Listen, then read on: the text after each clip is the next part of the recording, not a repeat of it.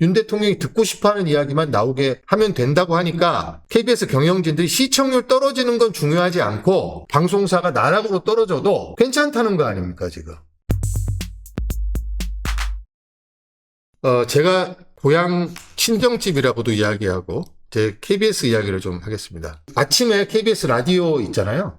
전종철 기자가 전격 시사를 했어요. 성이 이제 전씨니까 이제 성을 따서 이제 전격 시사를 했는데 전종철 기자가 저랑 뭐 아주 가까웠던 그런 선배인데 64년생이라서 올해 정년이시거든요. 그러니까 사실 라디오를 계속 진행하기에는 이제 정년을 앞두고 있어서 이제 교체를 그 이유도 아마 고려가 돼서 교체를 한 것 같은데 고성국 씨를 발탁을 했대요. 고성국 씨 바뀐대요? 네. 싫어? 지금 여기 기사를 보여드리잖아요, 지금. 그러니까 전종철 기자가 이제 물러나고 고성국 씨로 발탁을 했다는 경향신문 기사가 나왔는데, 고성국 씨 저도 잘 알죠? 저분은 저 선거 방송할 때 캐스팅해서 여러 번 이제. 친박으로 분류되는 건 아니에요? 친박이 아니라 저분은 극우로 분류가 되는 분이죠. 그리고, 이분은 사실 보수에서도 이제 별로 안 부르는 분이에요. 워낙 극우적 발언을 많이 해서 합리적 보수에서는 조금 벗어났다 이렇게 보거든요. 저는 저기서 못 봤는데, 그래서 이제 고성국 씨가 지금 이분을 앵커로 선정한 이유가 100만 유튜브라서 선정했다는 거예요.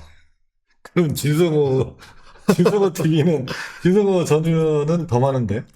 아니, 그래서 이분이 그리고 윤석열 대통령을 적극적으로 옹호하고 있습니다, 지금.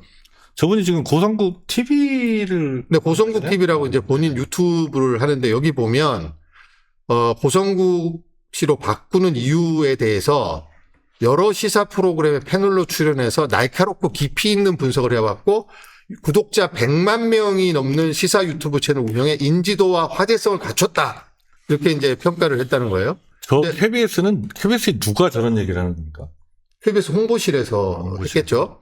여기 보면 고성국 씨가 유튜브 채널에서 보수 정권 중에 진짜 자유주의 정부가 있었는가? 윤석열 정부가 최초의 자유주의 철학을 전면에 내건 정부다. 대통령에게 책임을 미루고 김건희 여사를 희생양으로 삼는 것은 패배한 국민의힘이 당장은 마음 편한 자기 변명이 될 수 있지만 냉정하게 들여다보면 유화적 떼쓰기다.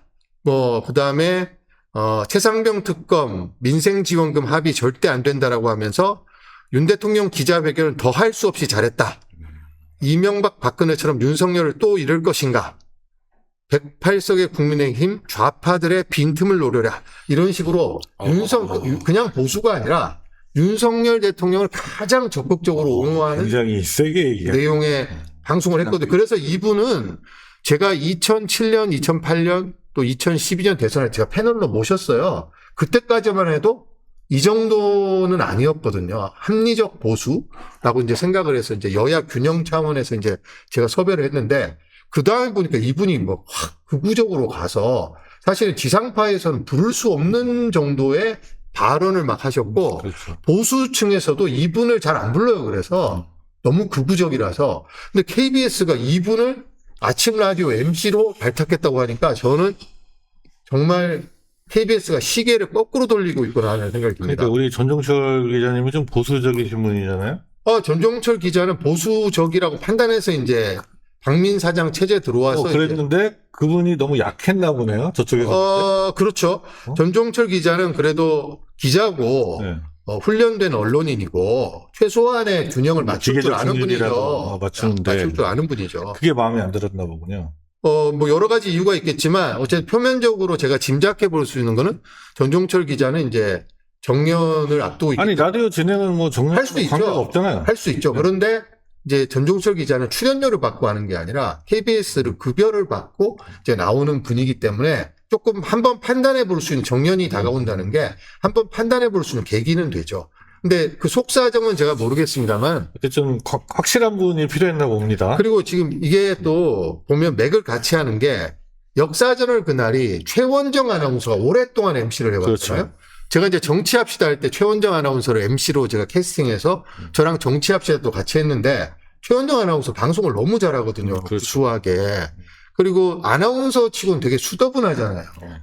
리액션도 좋고. 네, 뭐 저도 호감을 가지고 있습니다. 그래서 역사전을 그날 오랫동안 MC로 진행해 왔는데 이 최원정 아나운서 언론노조 소속이에요.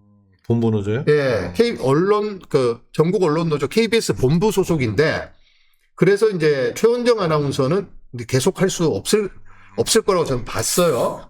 근데 이제 이게 시즌제로 운영되다가 상당 기간 안 하다가 다시 재개를 하기 위해서 이제 제작진이 한가인 씨를 MC로 섭외했다는 거 아니에요? 한가인 씨 저도 CP를 여러 번 해봤지만 한가인 씨를 여기 섭외했다는 거는 상당히 괜찮은 선택이었다고 저는 보거든요. 우리가 아는 그 배우 한가인 예. 말하는 거죠? 네. 그런데 갑자기 본부장이 조수빈 전 KBS 아나운서로 바꿔라. 라고 이분은 해서 정치하러 가신 분 아니었나요? 이제 좀 보수적 색채를 많이 드러냈던 분이죠. 채널A 앵커도 하고 그다음에 보수 행사 MC도 예. 보고. 근데 이분으로 갑자기 조수빈 아나운서로 갑자기 바꾸라고 해서 제작진이 아니 제작이 지금 며칠 남았는데 불가하다라고 했더니 그러면 프로를 하지 마라 그랬다는 거예요. 그래서 지금 보면 전격 시사 MC를 고성국 씨로 바꾸고 그다음에 역사전을 그날은 한가인 씨가 다 섭외가 됐는데 갑자기 조수빈 아나운서로 바꾸라고. 이것 때문에 이제 지금 여러 가지 논란이 일고 있죠. 진행자 때문에 방송하려던 프로그램을 하지 마라 뭐 이렇게 얘기하는 게 그것도 그렇고 가능합니까?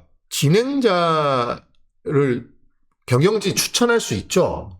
추천할 수 있지만 추천하려면 미리미리 추천을 했어야죠. 그리고 제작진의 의견도 어느 정도 받아들이고 제가 2012년도에 정세진 아나운서를 그 프레젠테이션 MC로 쓰겠다고 당시 보도본부장이 정세진 아나운서는 언론노조 소속이기 때문에 안 된다는 거예요. 그래서 저희가 이제 보도본부장실 우르르 다 찾아갔어요. 그래서 정세진 아나운서를 못 쓰게 하면 우리도 다 같이 제작을 중단하겠다. 그랬더니 마지못해 그러면 정세진 아나운서를 메인 MC도 아니었어요. 코너 MC였는데 써라 이렇게 해서 썼던 기억이 있는데 그때만 해도 이명박 정부 후반이었거든요. 그때만 해도 이 정도는 아니었어요. 물론 그때 내리꽂기가 있었지만 눈치 봐가면서 하고 그랬단 말이에요. 근데 지금은 너무 막가파식으로 지금 하고 있는 게 전국 노래자랑 MC를 그런 식으로 교체했잖아요. 아무런 설명도 없이 그냥 갑자기 남희석 씨를 갖다 꽂았단 말이에요. 그리고 지금 이번에 역사절을 그날 MC 논란도 그렇고 지금 그 제작본부에서 일어나고 있는 이 일을 주도하고 있는 사람이 이재원 본부장이라는 분인데 KBS 역사상 제가 기억하기로는 라디오 PD가 TV 제작본부장으로 온 분은 이분이 처음이에요. 아니 라디오 PD가 TV를 모르잖아요. 근데 라디오 PD를 이분을 TV 제작본부장을 시키고 이분이 지금 이 사태를 전부 주도하고 있거든요. 그래서 저는 최근에 KBS의 사태가 제가 이런 이야기를 들었어요. 지난번 전국 노래자랑도 그렇고 개표 방송 시청률도 MBC한테 크게 졌잖아요. 그다음에 이 기사를 보면 박민 사장이 취임하고 난 다음에 라디오 유튜브 조회수가 2,600만 뷰에서 368만 뷰로 급감했고 9시 뉴스 메인 시청자 수가 MBC한테 실시간 시청자 수가 지금 여기 보시면 MBC가 따라잡았잖아요. 실시간 메인 뉴스 시청자 수를 665대 645 지금 꽤 차이가 있었단 말이에요. MBC하고. 근데 MBC가 지금 따라잡았어요.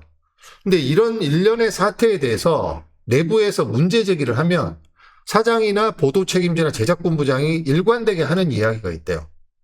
우리는 공정성이 중요하지 시청률은 중요하지 않다.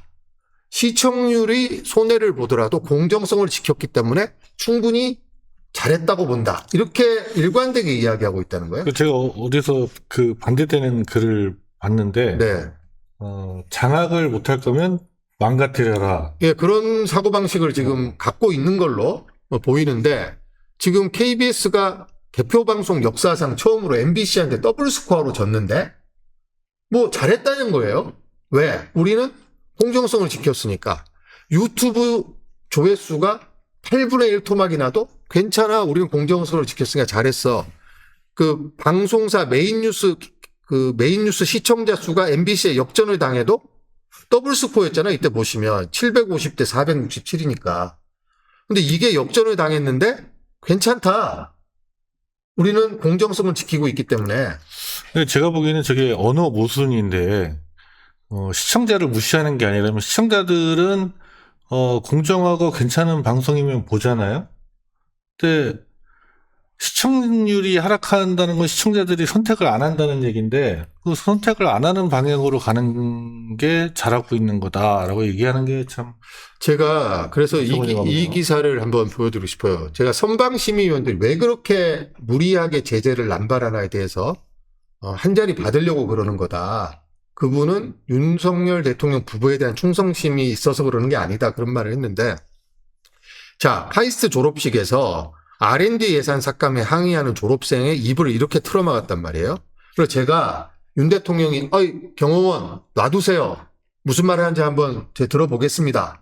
이야기했거나 아니면 사후에라도 그게 뭐야 하고 질책을 했으면 그런 일이 일어나겠어요? 네. 근데 이때 당시에 경호차장을 1급 경호차장을 차관급 병무청장에 임명을 했어요. 윤 대통령이 최근에. 영전했죠. 영전을 시켜버린 거야. 그러면 신호가 명확하잖아요. 내 불편한 말 하는 사람 다 맞고 내가 듣고 싶은 말만 해주는 사람을 중용하며 내가 그에 걸맞은 보상을 하겠다. 딱 이거잖아요. KBS에서 벌어지고 있는 일, 선방심의가 벌인 일들, 그다음 최근에 윤 대통령의 인사 이런 걸 보면 다 보이는 거죠.